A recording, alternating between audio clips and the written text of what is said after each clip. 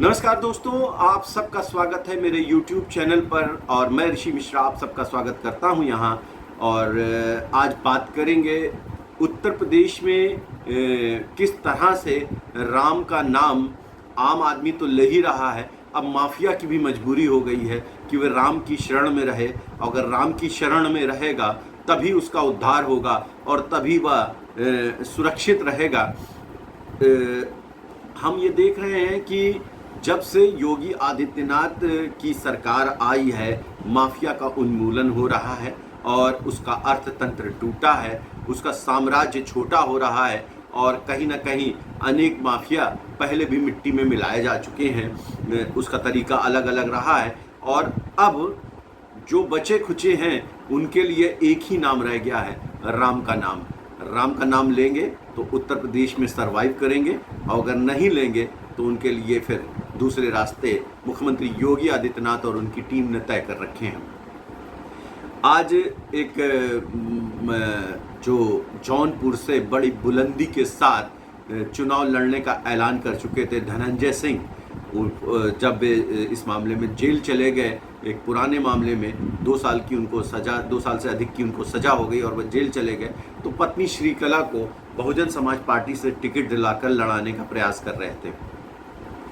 ये तय था कि अगर वे चुनाव लड़ते तो भारतीय जनता पार्टी के लिए जौनपुर की सीट बहुत मुश्किल हो जाती, उसको जीतना लगभग असंभव हो जाता।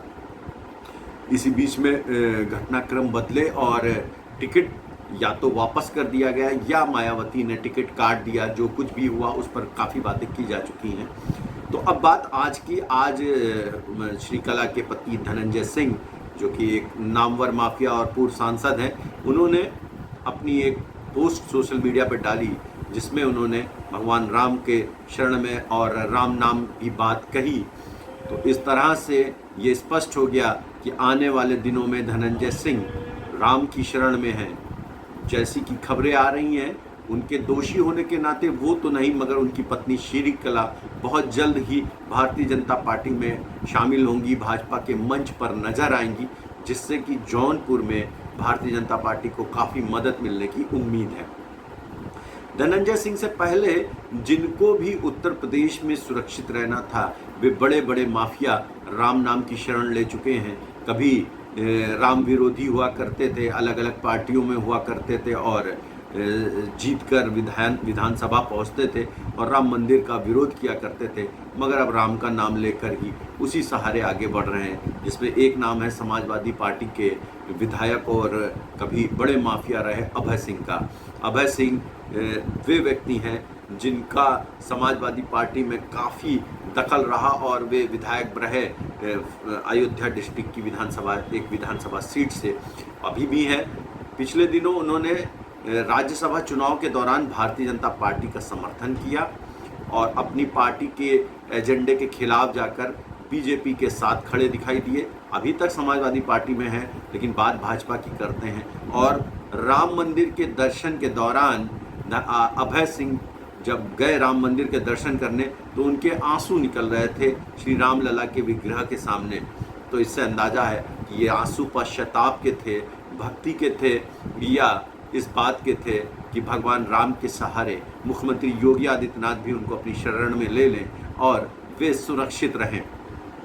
इसी तरह से बात की जाए, लंबे समय तक अपने वर्चस्व की आग से कुंडा और उसके आसपास के इलाके को जलाने वाले प्रतापगढ़ के विधायक, कुंडा के विधायक राजा भैया की, तो वे भी अब अपने मंचों से, अपनी बातों से राम नाम लेते रहते हैं। कभी समाजवादी पार्टी के पक्के समर्थक मुलायम सिंह के भक्त हुआ करते थे, अब वे राम भक्त हैं और पूरी तरह से भाजपा के साथ खड़े हैं। आने वाले दिनों में बीजेपी के जनसभाओं में भी नजर आएंगे, गृह मंत्री अमित शाह के साथ भी देखे जाएंगे। तो इस तरह से आप देख सकते हैं कि माफिया अब अपना डिब्बा गुल समझ रहा है। कभी उन लोगों के साथ खड़ा था जो कहते थे कि मिले मुलायम कांची राम, हवा में उड़ गए जय श्री राम, उन लोगों के साथ खड़े होकर सत्ता का सुख भोगता था। मगर अब जब स्थिति वह नहीं रही है और मुख्यमंत्री और उत्तर प्रदेश की सरकार के तेवर साफ हैं कि माफिया को बख्शा नहीं जाएगा, तो अब राम नाम केवलम केवल राम के नाम का सहारा है और उसी सहारे अपनी चुनावी वैतरणी को पार करने के प्रयास में ये सारे माफिया लगे हुए हैं कि सियासत बची रहे और अपने वर्चस्व भी बना रहे। धनंजय सिंह लगातार बीजेपी के विरोध की बातें करते रहते थे और उनसे लग रहा था कि वे कहीं ना कहीं आवाज़ बुलंद करेंगे, मगर ऐसा हुआ नहीं, क्योंकि मैं पहले भी अपने एक वीडियो में कह चुका हूं कि माफिया की ताकत केवल उन लोगों मजलूमों पर, अपने से कमज़ोरों पर चलती है, मगर जब बात सरकार के रसूख की आती है, सरकार के इकबाल की आती है, और अगर सरकार उसको दिखाने का प्रयास करती है, अगर वो माफिया के साथ खड़ी ना हो करके माफिया को ये बताने का प्रयास करती है कि तुम क्या हो, तुम माफिया हो और हम सरकार हैं, तो माफिया की कमर टूट जाती है। और कुछ वैसा ही उत्तर प्रदेश में होता हुआ नज़र आ रहा है। मुख्तार अंसारी नहीं रहे, अतीक अहमद नहीं रहे, विजय मिश्रा खत्म हो चुके हैं, पूरी तरह से उनका साम्राज्य समाप्त हो चुका है। बदन सिंह बद्दो का कोई नाम लेवा नहीं बजा, बजरंगी सिंह बज्जू नहीं रहे, मुन्ना बजरंगी नहीं रहे, और ऐसे ही अनेक माफिया जो है अपने या तो इस दुनिया में नहीं है या पूरी तरह से खत्म होने की कगार पर हैं, और जो बचे खुचे जो राजनीति में आ चुके थे वो भी अपने आप को बचाने के लिए अब राम नाम ले रहे हैं और राम के सहारे खुद की वैतरणी पार करना चाहते हैं, और देखते हैं इसमें कितने कामयाब होते हैं। लेकिन एक बात है, सरकार का स्पष्ट संकेत है कि भले ही उनको राहत दी गई है बीजेपी के साथ खड़े होने की वजह से, लेकिन इसका अर्थ बिल्कुल नहीं है कि उनके काले कारनामे चलते रहेंगे। ये लगातार देखने में आया है कि जो कभी अलग अलग वारदातों में कभी न कभी संलिप्त पाए जाते थे, ठेकेदारी के गड़बड़ियों में और इसी तरह की वसूली और तमाम तरह के जुर्म में पाए जाते थे और सत्ता भी चलती रहती थी, ऐसा नहीं हो रहा है।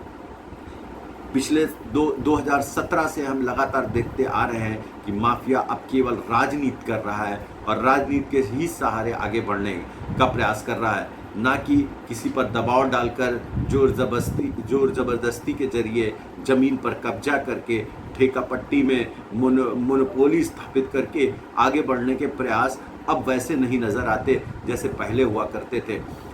बस इसमें बात इतनी सी है कि सरकार को ये भी ध्यान देने की ज़रूरत है, कहीं जनता के बीच ये संदेश ना चला जाए कि जो माफिया अगर राजनीतिक दल भारतीय जनता पार्टी के साथ आ जाएगा तो उस माफिया का कुछ नहीं होगा। सरकार को इस पर पूरी तरह से एक लगाम लगाने की ज़रूरत होगी कि कहीं ऐसा ना हो कि भाजपा का सहारा लेकर ये माफिया फिर वही सब कुछ करने लगे जिसको रोकने के लिए मुख्यमंत्री योगी आदित्यनाथ ने भरसक प्रयास करे और उत्तर प्रदेश में माफिया की कमर को तोड़ा है। तो अब माफिया राजनीति करे, राम भक्ति करे और जनता के बीच जाए, चुन कर आए, यहाँ तक तो ठीक है, लेकिन अब माफिया न रहे, यही उत्तर प्रदेश चाहता है, यही बदलता हुआ उत्तर प्रदेश चाहेगा और जनता प्रदेश की यही चाहेगी कि इस माफिया से उसको निजात मिले, भले वो राजनीति करे, भले वो राम भक्ति करे, मगर कोई जोर ज़बरदस्ती ना करे। तो इस तरह से हम देखते हैं कि माफिया के इसी घटते रसूख को उत्तर प्रदेश की जनता अब आनंदित है और वह चाहती है कि कुछ इसी तरह से चलता रहे। दोस्तों, मेरा ये वीडियो ऐसा लगा आप सब कमेंट बॉक्स में ज़रूर बताइए, इसको लाइक कीजिए, शेयर कीजिए, कमेंट कीजिए और मेरे इस चैनल को सब्सक्राइब कीजिए। नमस्कार।